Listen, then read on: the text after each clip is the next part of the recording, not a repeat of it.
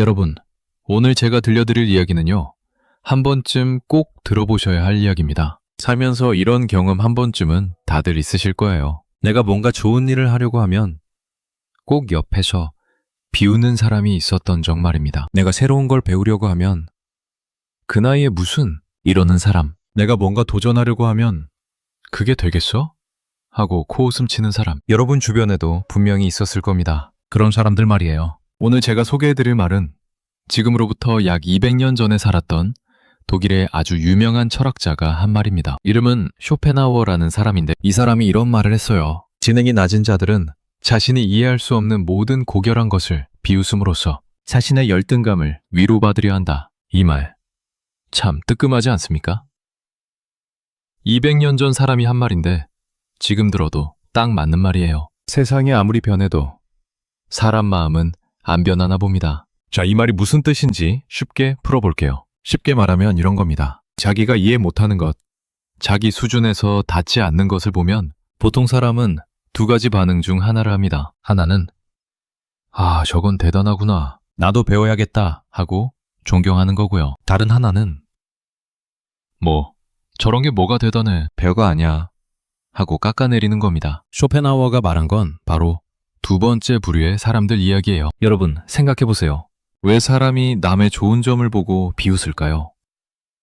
왜 남이 잘 되는 걸 보고 속이 불편할까요? 그건 바로 자기 안에 있는 열등감 때문입니다. 내가 못하는 걸 남이 하고 있으면 그게 거울처럼 내 부족함을 비춰주거든요. 그 불편한 감정을 견디기 싫으니까 차라리 그걸 비웃어버리는 겁니다. 비웃으면 마음이 좀 편해지니까요. 저건 별거 아니야 하고 자기한테 최면을 거는 거예요. 제가 실제로 본 이야기를 하나 해드릴게요. 제가 아는 어떤 분이 계셨어요. 이분이 60이 넘어서 그림을 배우기 시작했습니다. 젊었을 때부터 그림을 그리고 싶었는데 먹고 사는 문제 때문에 평생 못 그렸던 거예요. 그래서 은퇴하고 나서 동네 문화센터에 등록을 했어요. 수채화 수업이었습니다. 이분이 얼마나 열심히 했는지 몰라요. 매일 아침 일찍 일어나서 연습하고 수업 끝나면 집에 와서 또 그리고 처음에는 당연히 잘 못 그렸죠. 그런데 석 달, 6달, 1년이 지나니까 제법 그림이 되더라고요. 주변 사람들이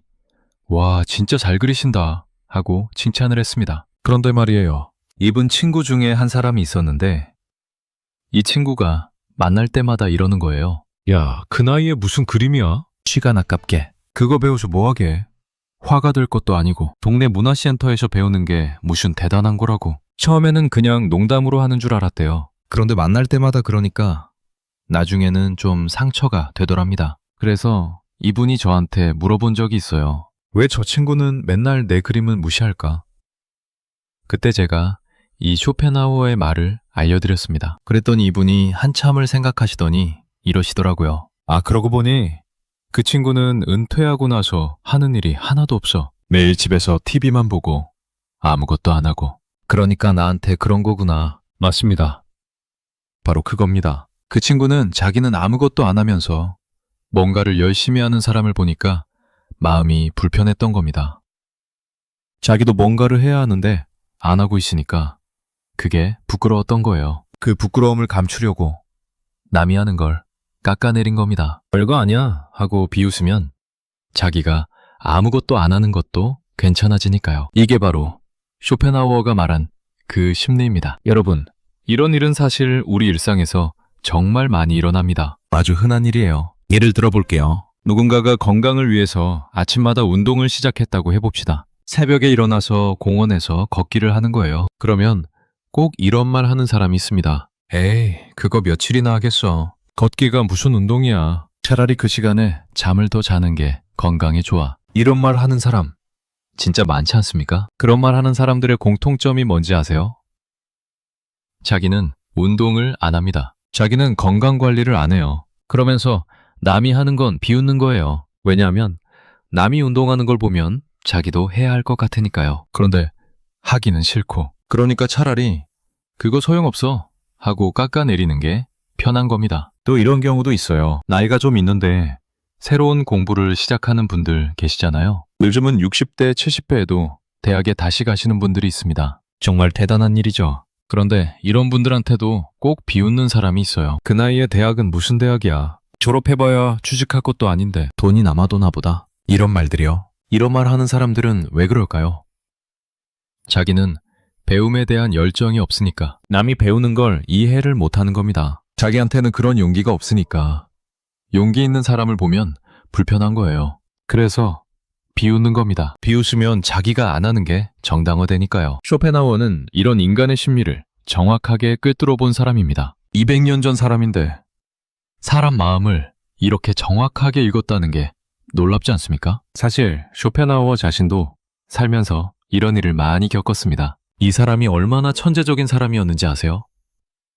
그런데 당시에는 사람들이 이 사람의 가치를 몰라봤어요. 비웃는 사람도 많았고 무시하는 사람도 많았습니다. 그래서 이런 말을 할 수 있었던 거예요. 자기가 직접 겪어봤으니까요. 자, 여기서 한 가지 중요한 걸 짚고 넘어가야 합니다. 쇼펜하우어가 말한 지문이 낮은 자라는 표현을 오해하시면 안 됩니다. 이건 학교 성적이 낮다거나 학력이 낮다거나 하는 그런 뜻이 아니에요. 여기서 말하는 지능은 삶을 바라보는 눈의 깊이를 말하는 겁니다. 세상을 얼마나 넓게 보느냐, 남의 가치를 얼마나 인정할 줄 아느냐, 자기가 모르는 것에 대해 얼마나 겸손하냐, 이런 것을 말하는 거예요. 학교를 안 나왔어도 삶의 지혜가 깊은 사람이 있고, 박사학위를 가지고 있어도 남을 비웃기만 하는 사람이 있잖아요. 공부를 많이 한 것과 삶을 깊이 이해하는 것은 다른 문제입니다. 쇼펜하우어가 말한 지능은 바로 이 후자, 삶을 이해하는 깊이를 말하는 겁니다. 그러면 진짜 지혜로운 사람은 어떻게 다를까요? 지혜로운 사람은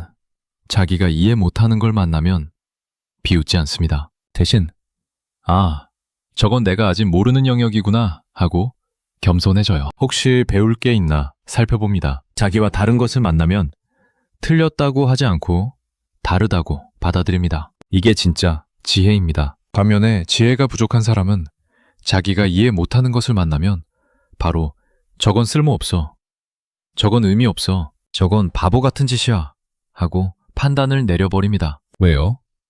그래야 자기가 편하니까요. 내가 모르는 것이 가치 있는 것이라면 그건 곧 내가 부족하다는 뜻이 되잖아요. 그걸 인정하기 싫으니까 차라리 그것의 가치를 낮춰버리는 겁니다. 여러분, 이런 이야기를 들으시면서 혹시 떠오르는 사람이 있으신가요? 아마 있으실 겁니다. 우리 주변에는 이런 사람이 정말 많거든요. 그런데 중요한 건 남의 이야기만 할 게 아니라 나 자신도 한번 돌아봐야 한다는 겁니다. 혹시 나도 모르게 남을 비웃은 적은 없었을까?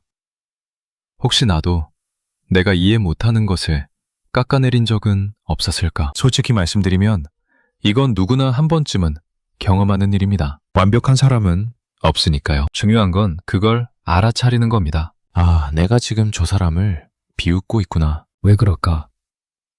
혹시 내가 부러운 건 아닐까? 이렇게 자기 마음을 들여다볼 줄 아는 것, 그게 바로 지혜의 시작입니다. 제가 또 다른 이야기를 하나 해드릴게요. 어떤 마을에 농부 한 사람이 살았습니다. 이 농부는 평생 논농사만 지었어요. 아버지한테 배운 대로, 할아버지한테 배운 대로 그렇게 농사를 지었습니다. 그런데 어느 날 옆마을에서 젊은 청년이 하나 이사를 왔어요. 이 청년이 농사를 짓는데 방법이 좀 달랐습니다. 새로운 기술을 쓰고 새로운 방식으로 농사를 짓는 거예요. 그 농부가 처음에 이걸 보고 뭐라고 했을까요?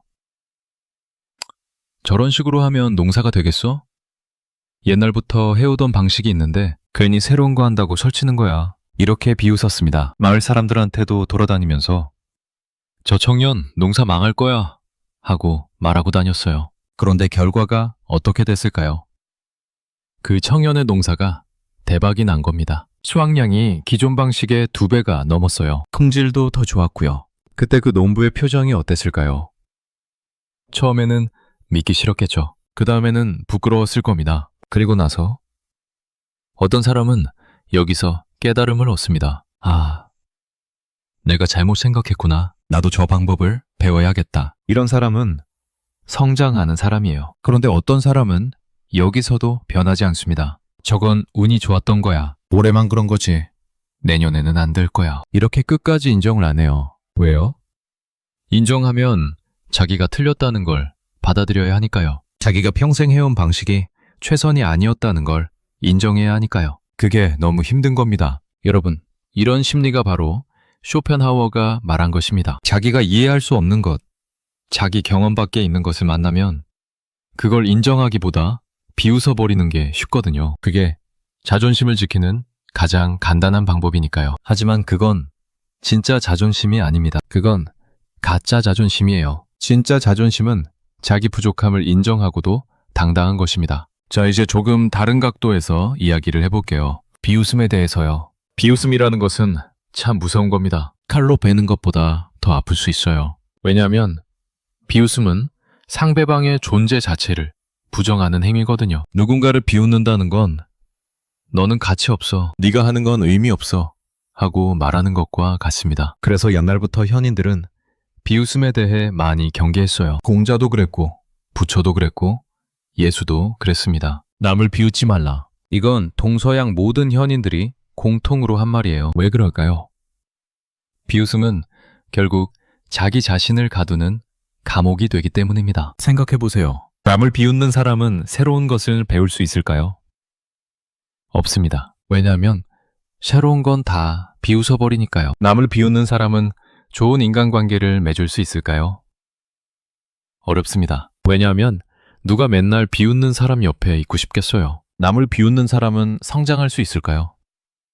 힘듭니다. 왜냐하면 자기가 이미 다 안다고 생각하니까요. 그러니까 비웃음이라는 것은 결국 비웃는 사람 자신에게 가장 큰 해를 끼치는 겁니다. 비웃음을 당하는 사람은 잠깐 상처를 받지만 시간이 지나면 회복합니다. 하지만 비웃는 습관을 가진 사람은 평생 그 자리에 머물러 있게 됩니다. 평생 새로운 것을 배우지 못하고 평생 같은 수준에 머물러 있게 돼요. 이게 얼마나 안타까운 일입니까? 여러분, 제가 오늘 이 이야기를 왜 드리느냐 하면요. 우리가 나이를 먹으면서 조심해야 할 것 중 하나가 바로 이겁니다. 나이가 들면 경험이 많아지잖아요. 경험이 많아지면 자기만의 기준이 단단해집니다. 그건 좋은 일이에요. 하지만 그 기준이 너무 단단해지면 새로운 것을 받아들이기 어려워지는 부작용도 있습니다. 내가 살아보니까 다 아는데, 이런 말 혹시 하신 적 있으세요? 이 말 자체가 나쁜 건 아니에요. 경험에서 우러나오는 지혜니까요. 그런데 이 말이 남을 비웃는 데 사용되면 문제가 됩니다. 내가 살아보니까 다 아는데 저런 건 소용없죠. 이렇게 되면 그 순간부터 우리는 성장을 멈추게 됩니다. 나이가 들수록 더 겸손해져야 하는 이유가 바로 여기에 있습니다. 세상은 계속 변하고 새로운 것이 계속 나오고 있어요. 우리가 알고 있는 것은 세상의 아주 작은 부분에 불과합니다. 아무리 경험이 많아도 모르는 게 아는 것보다 훨씬 많아요. 그걸 인정하는 것, 그게 바로 진짜 지혜입니다. 제가 또 하나의 이야기를 해드리겠습니다. 옛날에 어느 나라에 왕이 한 명 있었습니다. 이 왕은 자기가 세상에서 가장 현명한 사람이라고 생각했어요. 신하들도 다 아첨을 하니까 전하만큼 현명한 분은 없습니다 하니까 진짜로 그런 줄 알았죠. 그래서 이 왕은 누가 뭔가 새로운 의견을 내놓으면 항상 비웃었습니다. 그런 건 내가 진작에 다 생각해 본 거야. 소용없어. 그러다가 이웃나라에서 전쟁이 일어났어요. 적이 쳐들어왔는데 젊은 장군 하나가 새로운 전술을 제안했습니다. 그런데 왕이 뭐라고 했을까요? 그딴 방법이 통할 리가 없어. 옛날부터 해오던 방식대로 해. 결과는 어떻게 됐을까요? 대패했습니다. 나라가 거의 망할 뻔했어요. 그때서야 왕은 깨달았습니다. 자기가 얼마나 어리석었는지를. 이 이야기가 우리한테 주는 교훈이 뭘까요? 비웃음은 때로 돌이킬 수 없는 결과를 가져온다는 겁니다. 남의 좋은 생각을 비웃어서 무시하면 그 대가는 결국 자기한테 돌아옵니다. 가정에서도 마찬가지예요. 자녀가 뭔가 새로운 일을 하겠다고 하면 비웃지 마세요. 그게 되겠어? 하지 마세요. 그 한마디가 자녀의 꿈을 죽일 수 있습니다. 배우자가 새로운 취미를 시작하겠다고 하면 비웃지 마세요. 그 한마디가 관계에 금이 가게 할 수 있습니다. 여러분, 사실 비웃음이라는 것은 두려움의 다른 얼굴입니다. 이걸 꼭 기억하셨으면 좋겠어요. 사람이 왜 남을 비웃을까요? 두렵기 때문입니다. 뭐가 두려운 거냐고요? 자기가 뒤처지는 게 두려운 겁니다. 자기가 부족한 게 드러나는 게 두려운 겁니다. 자기가 변해야 한다는 게 두려운 겁니다. 변화라는 건 누구한테나 무섭습니다. 특히 나이가 들면 더 그래요. 지금까지 해온 방식을 바꾸는 건 힘든 일이거든요. 그래서 새로운 것을 보면 본능적으로 거부감이 들 수 있어요. 그건 자연스러운 겁니다. 하지만 그 거부감을 비웃음으로 표현하면 안 됩니다. 그건 자기한테도 해롭고 남한테도 해로운 거니까요. 그러면 어떻게 해야 할까요? 내가 이해 못하는 것을 만났을 때 비웃는 대신 무엇을 해야 할까요? 첫째, 일단 멈추는 겁니다. 바로 판단하지 않는 거예요. 이건 이상해. 이건 말이 안 돼. 하고 바로 결론을 내리지 마세요. 잠깐만 멈추고 생각하는 겁니다. 혹시 내가 모르는 게 있는 건 아닐까? 둘째, 물어보는 겁니다. 모르면 물어보면 됩니다. 그게 뭔데? 왜 그걸 하는 건데? 그게 어떤 점이 좋은 건데? 이렇게 물어보는 건 부끄러운 게 아닙니다. 오히려 그게 용기 있는 행동이에요. 공자도 그랬잖아요. 아는 것을 안다 하고 모르는 것을 모른다 하는 것. 이것이 진정으로 아는 것이다. 셋째, 인정하는 겁니다. 내가 모르는 것이 있다는 걸, 내가 부족한 점이 있다는 걸 인정하는 거예요. 이게 가장 어려운 부분입니다. 하지만 이걸 할 수 있는 사람이 진짜 강한 사람입니다. 자기 약점을 인정하는 건 약한 게 아니에요. 그건 엄청난 용기가 필요한 일입니다. 여러분, 제가 여기서 불교의 가르침을 하나 연결해서 말씀드리고 싶어요. 부처님이 이런 말씀을 하셨습니다. 어리석은 자는 자기의 어리석음을 알지 못한다. 그것이 가장 큰 어리석음이다. 쇼펜하우어의 말과 일맥상통하지 않습니까?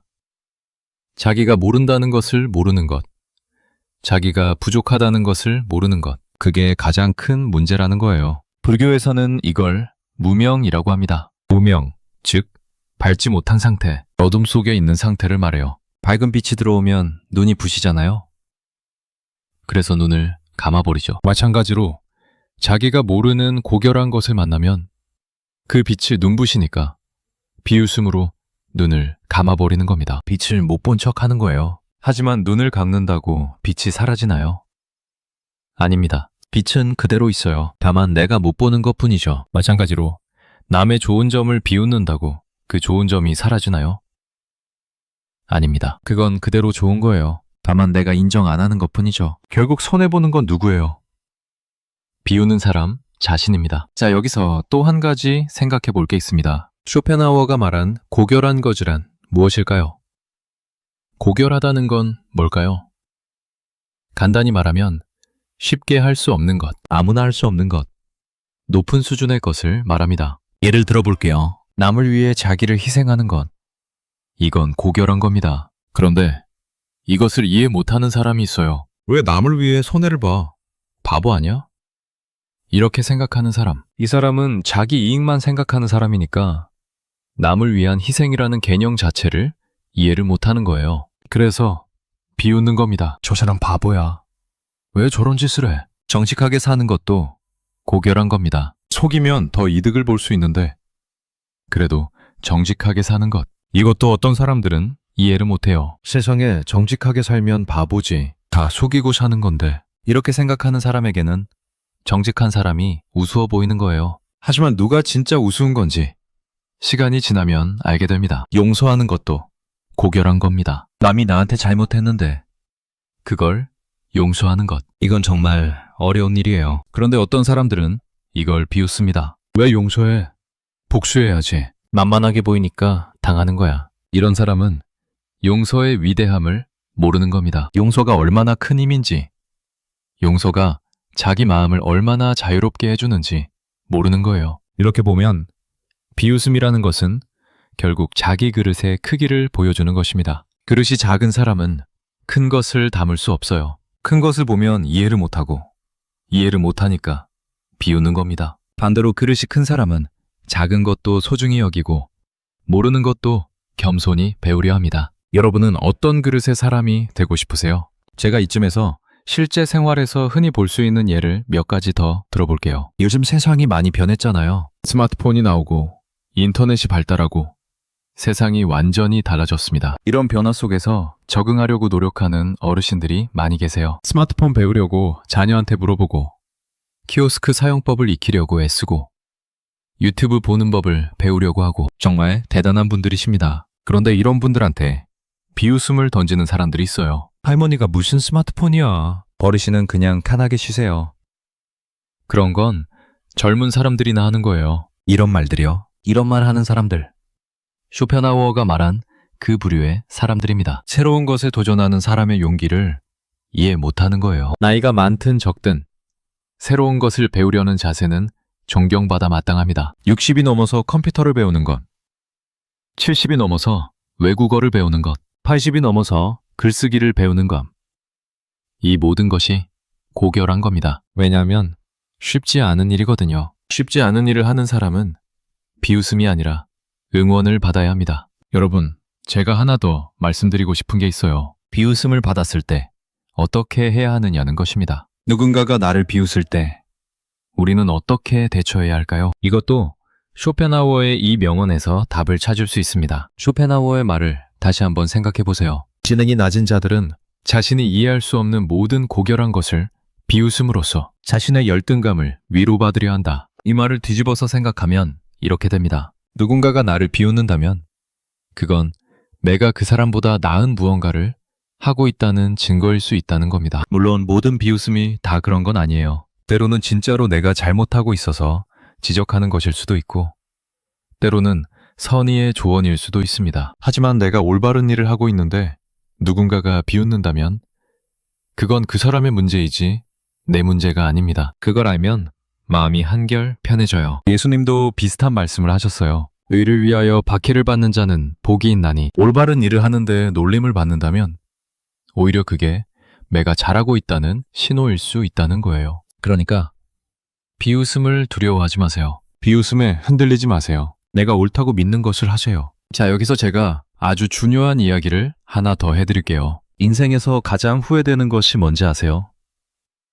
많은 사람들이 말년에 가장 후회하는 것, 그건 하지 못한 것이라고 합니다. 그때 그걸 했어야 했는데, 그때 도전했어야 했는데, 그때 용기를 내셔야 했는데, 이런 후회가 가장 많다고 해요. 그리고 그 하지 못한 것의 상당수가 남의 비웃음 때문에 포기한 것들입니다. 누군가가 비웃어서, 누군가가 안 된다고 해서, 누군가가 무시해서 포기한 것들이에요. 생각해보세요. 만약 그때 비웃음에 흔들리지 않고 계속했다면 어떻게 됐을까요? 어쩌면 지금 전혀 다른 인생을 살고 있을지도 모릅니다. 그러니까 여러분, 남의 비웃음에 자기 인생을 맡기지 마세요. 비웃는 사람은 비웃고 말면 그만이에요. 그 사람은 아무 책임도 안 집니다. 하지만 포기한 사람은 평생 그 후회를 안고 살아야 합니다. 요그 말 때문에 내 인생의 가능성을 닫아버리는 건 정말 어리석은 일이에요. 여러분, 쇼펜하우어가 이 말을 한 데는 또 다른 깊은 뜻이 있습니다. 그건 바로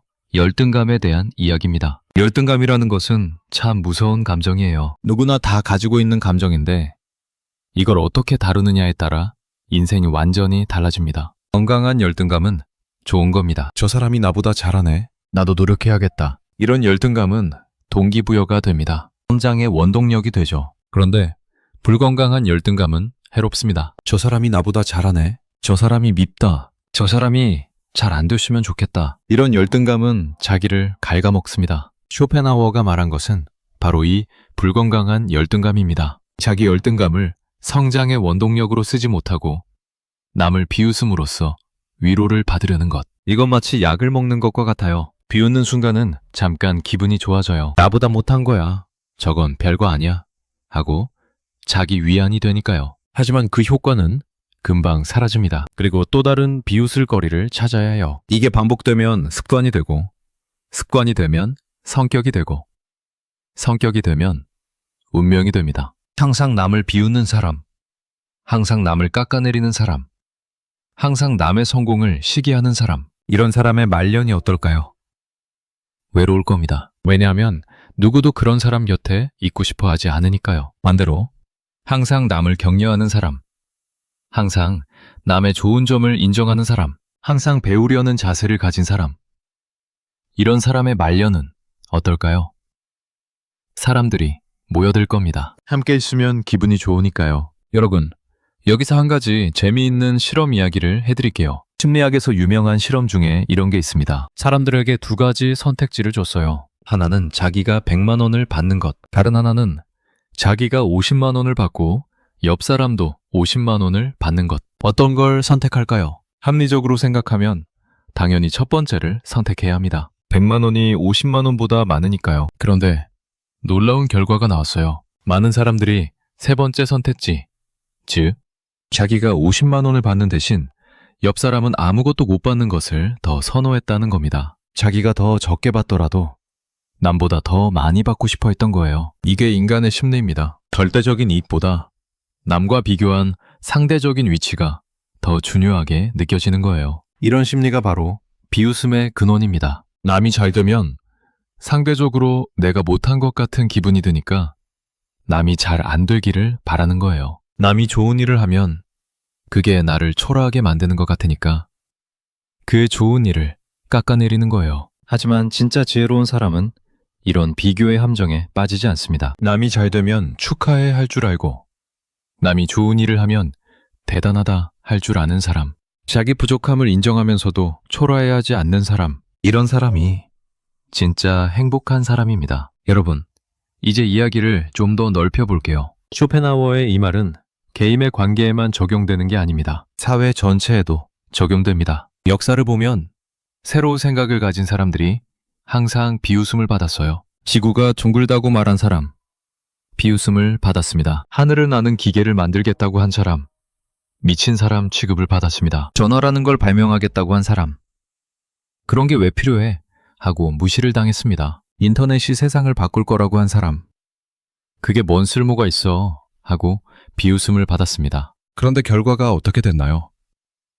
지구는 정말 둥글었고, 비행기는 정말 하늘을 날았고, 전화는 세상을 연결했고, 인터넷은 정말 세상을 바꿨습니다. 비웃었던 사람들은 어디로 갔나요? 역사의 뒤편으로 사라졌습니다. 아무도 기억하지 않아요. 기억되는 건 비웃음에도 불구하고 자기 길을 간 사람들 뿐입니다. 이런 패턴은 반복됩니다. 언제나 새로운 것은 비웃음을 받습니다. 그리고 언제나 시간이 지나면 비웃었던 사람들이 틀렸다는 게 증명됩니다. 물론 모든 새로운 것이 다 성공하는 건 아니에요. 실패하는 것도 많습니다. 하지만 중요한 건 새로운 것에 도전하는 자세 자체를 비웃으면 안 된다는 겁니다. 도전에서 실패하는 건 부끄러운 게 아닙니다. 도전하지 않고 남의 도전을 비웃는 것, 그게 부끄러운 겁니다. 넘어지는 건 창피한 게 아닙니다. 넘어진 사람을 비웃는 것, 그게 창피한 겁니다. 이 차이를 아는 사람이 지혜로운 사람입니다. 여러분, 제가 여기서 하나 더 말씀드리고 싶은 것이 있습니다. 비웃음은 전염된다는 것입니다. 이게 무슨 말이냐면요. 한 사람이 비웃기 시작하면 주변 사람들도 따라서 비웃게 됩니다. 왜냐하면 같이 비웃으면 소속감이 느껴지거든요. 우리는 저런 거 안 하는 정상적인 사람들이야 하는 동질감이요. 이걸 심리학에서는 집단 사고라고 합니다. 집단 안에서 다른 의견을 내면 왕따가 될까봐 두려우니까 다 같이 비웃는 쪽에 합류하는 거예요. 학교에서 왕따가 생기는 원리도 이것과 비슷합니다. 한 명이 한 아이를 놀리면 다른 아이들도 따라서 놀리는 거예요. 자기가 놀림의 대상이 되기 싫으니까. 어른들 사이에서도 마찬가지입니다. 모임에서 누군가가 빠진 사람의 뒷담화를 시작하면 다 같이 따라 하잖아요. 누군가가 어떤 사람을 비웃으면 다 같이 따라 비웃잖아요. 그 자리에서 아, 그러지 맙시다 하고 말하는 사람이 몇이나 될까요? 거의 없어요. 왜냐하면 그렇게 말하면 자기가 이상한 사람이 되니까요. 하지만 여러분, 용기를 내야 할 때가 있습니다. 남들이 다 비웃을 때 나만이라도 비웃지 않는 것, 그것도 고결한 행동입니다. 쉽지 않지만 그게 옳은 거예요. 비웃음의 무리에 합류하지 않는 것, 그것만으로도 큰 용기입니다. 자, 이제 좀 더 깊이 들어가 볼게요. 쇼펜하우어는 왜 이런 생각을 하게 됐을까요?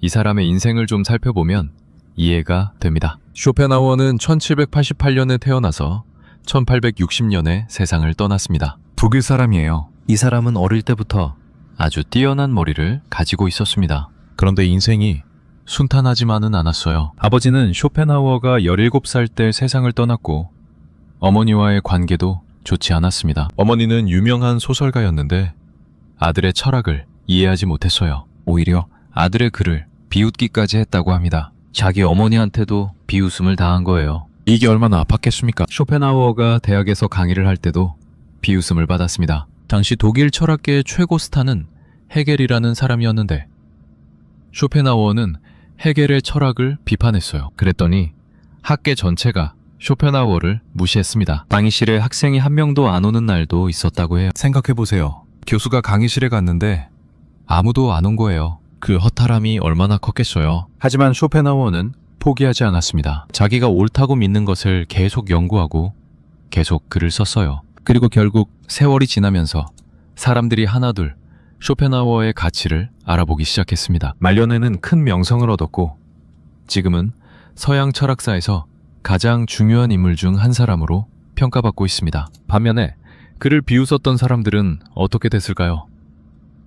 대부분 잊혀졌습니다. 역사는 비웃는 사람을 기억하지 않습니다. 역사는 비웃음을 견디고 자기 길을 간 사람을 기억합니다. 이것이야말로 쇼펜하우어의 이 명언이 진짜인 증거가 아닐까요? 여러분, 이쯤에서 우리 자신을 한번 돌아볼까요?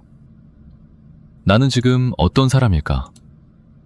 남을 비웃는 사람일까? 아니면 남의 부전을 응원하는 사람일까? 솔직히 둘 다일 수 있습니다. 우리는 완벽한 존재가 아니니까요. 어떤 때는 남을 비웃기도 하고 어떤 때는 남을 응원하기도 합니다. 중요한 건 비율입니다. 비웃는 것보다 응원하는 게 더 많으면 괜찮아요. 그리고 자기가 비웃었다는 걸 알아차리는 것만으로도 이미 성장하고 있는 겁니다. 알아차림. 이게 모든 변화의 시작이에요. 아, 내가 지금 저 사람을 비웃고 있구나 하고 알아차리는 것. 그 다음에 왜 비웃고 있지?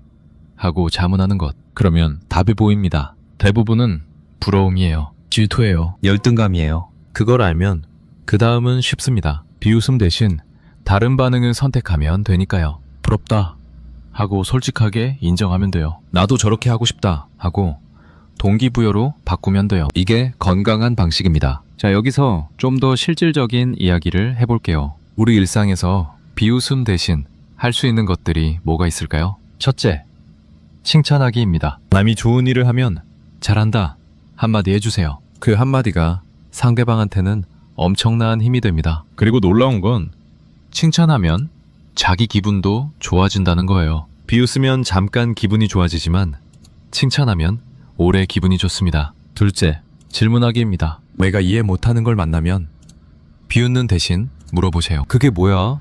좀 알려줘. 이 한마디로 관계가 달라집니다. 비웃으면 관계가 멀어지지만 질문하면 관계가 가까워집니다. 셋째, 함께하기입니다. 남이 뭔가 새로운 걸 시작하면 나도 같이 해도 돼? 하고 물어보세요. 비웃는 대신 함께하면 둘 다 성장할 수 있습니다. 넷째, 침묵하기입니다. 칭찬하기도 질문하기도 함께하기도 어렵다면 최소한 비웃지는 마세요. 아무 말 안 하는 것도 괜찮아요. 비웃는 것보다는 훨씬 나은 선택입니다. 여러분, 제가 하나 더 이야기하고 싶은 게 있어요. 비웃음과 유머는 다르다는 겁니다. 이걸 구분하는 게 중요해요. 유머는 사람을 웃게 만들고 비웃음은 사람을 울게 만듭니다. 뮤는 함께 웃는 것이고 비웃음은 혼자 웃는 것입니다. 유머에는 따뜻함이 있고 비웃음에는 차가움이 있습니다. 예를 들어 친구가 넘어졌을 때 야, 괜찮아? 나도 어제 거기서 넘어졌어 하는 건 유머입니다. 하지만 야, 눈이 어디 붙어 있어 바보같이 하는 건 비웃음입니다. 같은 상황에서도 어떻게 말하느냐에 따라 완전히 달라집니다. 좋은 유머는 상대방도 같이 웃을 수 있는 거예요. 상대방이 불쾌하지 않은 거예요. 하지만 비웃음은 상대방이 불쾌합니다. 상대방이 상처를 받습니다. 이 차이를 알고 있으면 우리는 비웃음 대신 유머를 선택할 수 있습니다. 여러분, 이 이야기를 하면서 제가 계속 강조하고 싶은 것이 하나 있습니다. 그건 바로 그릇의 크기입니다. 사람의 그릇이라는 것은 타고나는 것이 아니에요. 키우는 겁니다. 경험을 통해서, 배움을 통해서, 반성을 통해서 키우는 거예요. 어릴 때 그릇이 작았다고 해서 평생 작은 건 아닙니다. 나이가 들면서 더 커질 수 있어요. 반대로 젊었을 때 그릇이 컸어도 나이가 들면서 작아질 수도 있습니다. 경험이 많아지면 겸손해지는 사람이 있고 경험이 많아지면 오만해지는 사람이 있잖아요. 그릇을 키우는 가장 좋은 방법 중 하나가 바로 다양한 사람을 만나는 겁니다. 나와 다른 사람, 나와 다른 생각을 가진 사람, 나와 다른 배경을 가진 사람을 만나면 내 세상이 넓어집니다. 세상이 넓어지면 이해할 수 있는 범위가 넓어지고 비웃을 일도 줄어들어요. 그리고 또 하나, 책을 읽는 것도 좋습니다. 책은 다른 사람의 인생을 간접적으로 경험하게 해주니까요. 소설을 읽으면 다른 사람의 감정을 이해하게 되고, 철학책을 읽으면 다른 생각을 이해하게 되고, 역사책을 읽으면 다른 시대를 이해하게 됩니다. 이해의 폭이 넓어지면 비웃음은 자연스럽게 줄어듭니다. 여러분, 제가 이야기를 하다 보니 길어졌는데 핵심을 다시 한번 정리해 드릴게요. 쇼펜하우어가 한 이 말. 지능이 낮은 자들은 자신이 이해할 수 없는 모든 고결한 것을 비웃음으로써 자신의 열등감을 위로받으려 한다. 이 한 문장 안에 담긴 지혜는 정말 깊습니다. 이 말이 우리한테 알려주는 것은 이겁니다. 남을 비웃는 것은 자기 약점을 감추려는 행동이다. 진짜 강한 사람은 남을 비웃지 않는다. 비웃음은 성장을 멈추게 한다. 비웃음 대신 겸손함을 선택해야 한다. 비웃음을 받더라도 흔들리지 말아야 한다. 여러분의 인생에서 비웃음이 차지하는 자리가 얼마나 되시나요? 혹시 남을 비웃는데 시간과 에너지를 쓰고 계시진 않나요? 그 시간과 에너지를 자기 성장에 쓰면 어떨까요? 남을 깎아내리는 대신 자기를 끌어올리는 데 쓰면 어떨까요? 그리고 혹시 지금 누군가의 비웃음 때문에 힘들어하고 계신 분이 있다면 이 말을 기억하세요. 그 비웃음은 당신의 문제가 아닙니다. 비웃는 사람의 문제입니다. 당신이 무언가 좋은 일을 하고 있기 때문에 그 사람이 불편한 것입니다. 그러니 당당하게 가시던 길을 가세요. 제가 마지막으로 하나만 더 이야기 드릴게요. 인생이라는 것은 마라톤과 같습니다. 장거리 달리기가 아니에요. 젊었을 때 비웃음을 받더라도 꾸준히 자기 길을 가면 결국 인정받는 날이 옵니다. 쇼펜하우어가 그랬고 역사 속 수많은 위인들이 그랬습니다. 처음에는 비웃음을 받았지만 결국 존경을 받게 된 사람들이요. 그리고 반대로 남을 비웃기만 했던 사람들은 말년에 어떻게 될까요? 아무것도 남지 않습니다. 비웃음은 아무것도 만들어내지 못해요. 건설적인 것이 하나도 없습니다. 비웃음에 들인 시간은 완전히 낭비된 시간입니다. 여러분, 오늘 이 이야기를 들으시면서 한 가지만 기억해 주세요. 내가 이해 못하는 것을 만나면 비웃지 말고 배우려 하자. 남이 좋은 일을 하면 깎아내리지 말고 인정해 주자. 내가 부족한 점이 있다면 감추지 말고 겸손히 인정하자. 이것만 실천하셔도 인생이 달라집니다. 주변 사람들과의 관계가 달라지고 자기 자신이 달라집니다. 살면서 우리는 수많은 선택의 순간을 만납니다. 비웃을 것인가? 응원할 것인가? 깎아내릴 것인가? 인정할 것인가? 닫을 것인가? 열 것인가? 매 순간의 작은 선택들이 모여서 우리의 인생을 만듭니다. 오늘부터 한번 해보시지 않겠습니까? 비웃음 대신 미소를, 무시 대신 관심을, 깎아내림 대신 격려를 선택하는 것. 그것이 바로 쇼펜하우어가 말한 지능이 높은 사람의 삶입니다. 200년 전에 철학자가 남긴 이 한마디가 오늘 여러분의 하루를 조금이라도 바꿀 수 있다면 저는 그것만으로도 이 이야기를 드린 보람이 있다고 생각합니다. 비웃지 않는 사람이 됩시다. 겸손한 사람이 됩시다. 배우는 사람이 됩시다. 그것이 진짜 지혜롭게 사는 길입니다. 여러분, 여기서 좀 더 이야기를 이어가 볼게요. 사실 쇼펜하우어의 이 말을 듣고 나서 우리가 한 가지 더 생각해 봐야 할 것이 있습니다. 그건 바로 나는 누군가에게 비웃음의 대상이 되고 있지는 않은가 하는 것이 아니라 나는 누군가의 비웃음에 상처를 받고 있지는 않은가 하는 것입니다. 많은 분들이 이런 경험을 하셨을 겁니다. 내가 뭔가를 하려고 마음먹었는데 주변 사람 한마디에 포기한 경험이요. 그걸 왜 해? 그거 안 돼. 네가 그걸 할 수 있겠어? 이런 말 한마디에 용기가 확 꺾여버린 경험이요. 그런 경험 한두 번쯤은 다들 있으실 겁니다. 그런데 생각해보면 그 말을 한 사람은 5분 뒤에 그 말을 잊어버렸을 수도 있어요. 별 생각 없이 던진 말인데 듣는 사람한테는 평생의 상처가 되는 겁니다. 말이란 그렇게 무서운 겁니다. 던지는 사람은 가볍게 던지지만 맞는 사람은 무겁게 맞습니다. 그래서 두 가지를 다 조심해야 합니다. 하나는 내가 남한테 가볍게 비웃음을 던지지 않도록 조심하는 것. 다른 하나는 남이 나한테 던진 비웃음에 너무 크게 상처받지 않도록 마음을 단단히 하는 것. 어떻게 하면 비웃음에 상처받지 않을 수 있을까요? 방법이 있습니다. 쇼펜하우어의 이 말을 기억하면 됩니다. 누군가가 나를 비웃을 때 이렇게 생각하는 거예요. 아, 이 사람은 지금 자기 열등감을 나한테 투사하고 있구나. 이 사람은 지금 자기가 이해 못하는 것을 비웃고 있는 거구나. 이건 나의 문제가 아니라 이 사람의 문제구나. 이렇게 생각하면 신기하게도 상처가 줄어듭니다. 왜냐하면 비웃음의 본질을 알게 됐으니까요. 비웃음은 내가 못나서 받는 게 아니라 상대방이 미성숙해서 하는 거라는 걸 알게 됐으니까요. 그러면 화가 나는 대신 안쓰러운 마음이 들 수도 있어요. 저 사람은 저렇게밖에 못하는구나. 안 됐구나. 하고요. 물론 이게 하루아침에 되는 건 아닙니다. 연습이 필요해요. 처음에는 비웃음을 들으면 화가 나거나 상처를 받겠지만 이 생각을 반복하다 보면 점점 마음이 단단해집니다. 마치 운동을 하면 근육이 생기듯이 마음 운동을 하면 마음의 근육이 생기는 거예요. 그리고 한 가지 더요. 모든 비웃음이 다 열등감에서 오는 건 아니라는 것도 기억하셔야 합니다. 때로는 진심으로 걱정이 되어서 하는 말일 수도 있어요. 그거 위험하지 않아? 그거 잘 생각한 거야?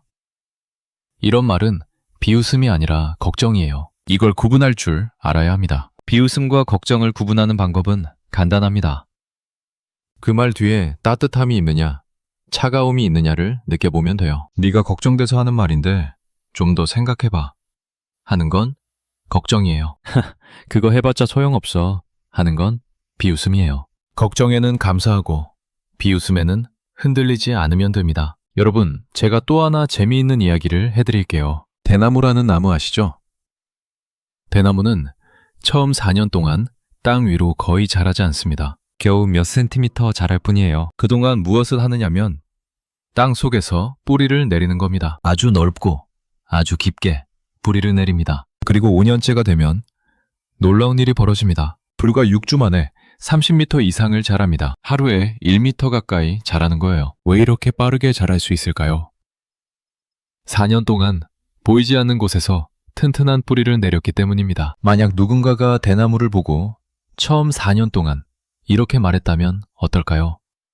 이거 심어봤자 소용없어. 4년이나 됐는데 이것밖에 안 자랐잖아. 뽑아버려. 이렇게 말한 사람이 있다면 그 사람은 5년째 일어나는 기적을 보지 못할 겁니다. 우리 인생도 마찬가지입니다. 지금 눈에 보이는 성과가 없다고 해서 아무것도 하지 않는 게 아닙니다. 보이지 않는 곳에서 뿌리를 내리고 있는 중일 수 있어요. 그런데 주변 사람들은 그걸 몰라요. 겉으로 보이는 것만 보고 판단하니까요. 아직도 그러고 있어? 그거 아직도 안 됐어?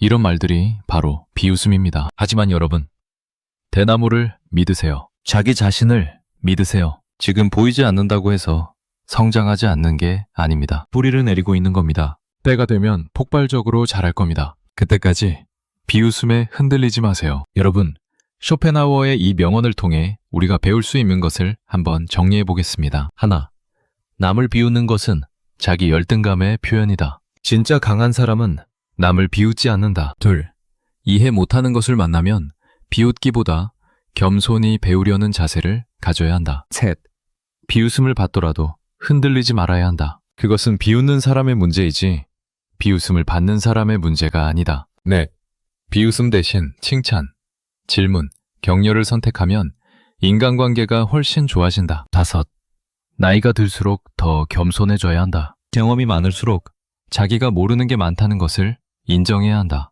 여러분, 이 5가지만 기억하셔도 인생이 달라질 겁니다. 쇼펜하우어라는 철학자가 200년 전에 남긴 이 한마디가 지금 이 시대를 사는 우리한테도 이렇게 큰 울림을 주고 있다는 것 자체가 대단하지 않습니까? 좋은 말은 시간이 지나도 빛이 바래지 않습니다. 오히려 시간이 지날수록 더 빛이 납니다. 마치 좋은 술이 오래될수록 더 맛있어지는 것처럼 좋은 지혜는 오래될수록 더 깊어집니다. 쇼펜하우어의 이 말이 바로 그런 말입니다. 여러분, 오늘 하루를 시작하면서 혹은 하루를 마무리하면서 이 말을 한번 되새겨 보시기 바랍니다. 그리고 오늘 하루 동안 내가 누군가를 비웃지는 않았는지, 누군가의 비웃음에 상처받지는 않았는지 한번 되돌아보시기 바랍니다. 비웃음은 아무것도 만들어내지 못합니다. 하지만 격려는 기적을 만들어냅니다. 비웃음은 관계를 파괴합니다. 하지만 인정은 관계를 세웁니다. 비웃음은 성장을 멈추게 합니다. 하지만 경소는 성장을 이끕니다. 오늘부터 비웃음 대신 격려를 선택합시다. 무시 대신 관심을 선택합시다. 깎아내림 대신 인정을 선택합시다. 그것이 200년 전 쇼펜하우어가 우리한테 남긴 가장 큰 선물입니다. 마지막으로 한 가지만 더 말씀드리겠습니다. 여러분이 지금 무엇을 하고 계시든 무엇을 꿈꾸고 계시든 그것을 포기하지 마세요. 누군가가 비웃더라도 누군가가 무시하더라도 자기가 옳다고 믿는 것을 계속하세요. 시간이 지나면 답이 나옵니다. 쇼펜하우어도 그랬고 역사 속 모든 위대한 사람들이 그랬습니다. 비웃음은 바람과 같습니다. 잠깐 불다가 지나갑니다. 하지만 여러분의 의지는 산과 같아야 합니다. 바람이 아무리 불어도 산은 움직이지 않습니다. 비웃음이 아무리 거세도 여러분의 신념은 흔들리지 않아야 합니다. 여러분 모두 산처럼 단단하고 바다처럼 넓은 마음을 가지시기를 진심으로 바랍니다. 감사합니다.